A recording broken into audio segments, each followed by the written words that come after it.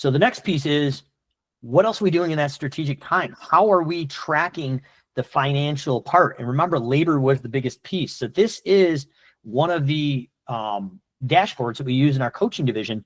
And you guys, obviously in the worksheet, you can use this yourself. But the idea here is we want to be looking at what is our revenue in here. So there's direct and indirect payroll. So if you remember our gross profit, the direct payroll in the field is costing us the most. It's the most risk. So we want to track that. So let's just say we did 50K in revenue in January, just for example here, and then you would have a percent of revenue.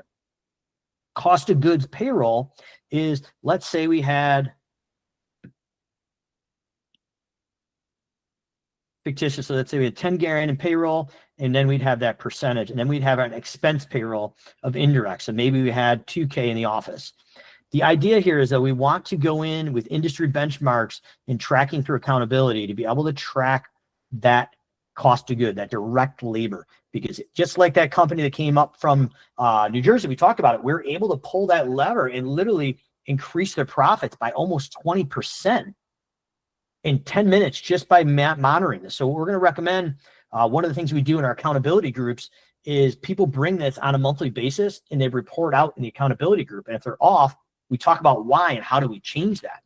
So this is a great tool in this workbook for you guys to track the ability in there to do your indirect, but your most important is probably your direct payroll. That is going to be the piece that you want to look at, because once again, it's that direct labor, which is going to really drive the profits up or down. I'm going to assume if you're using subcontractors, you should mark them up appropriately. If it's products, unless you completely grossly misbid the job, you're going to mark up the products. But labor is the biggest risk.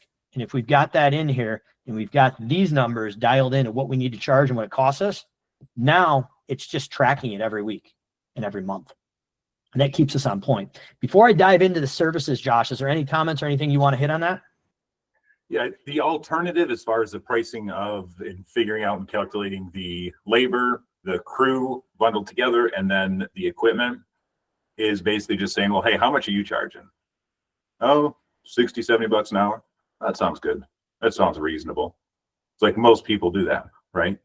I don't know if anybody on this call does that, and it's okay if you do, because it's better than just, winging it, even worse than that.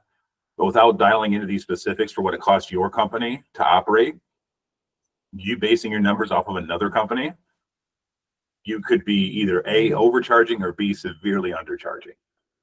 So there is an alternative if you don't want to put the work in, but it's just flying blind. Great, Josh. Can't agree with you more. Just for the interest of time here, I'm going to kind of run this without pulling somebody in, because I'm near the end of the workshop. There's a couple more things I want to go through. I want to make sure we get this and be, respectful of you guys' time if you do need to get back out in the field and manage some of those crews.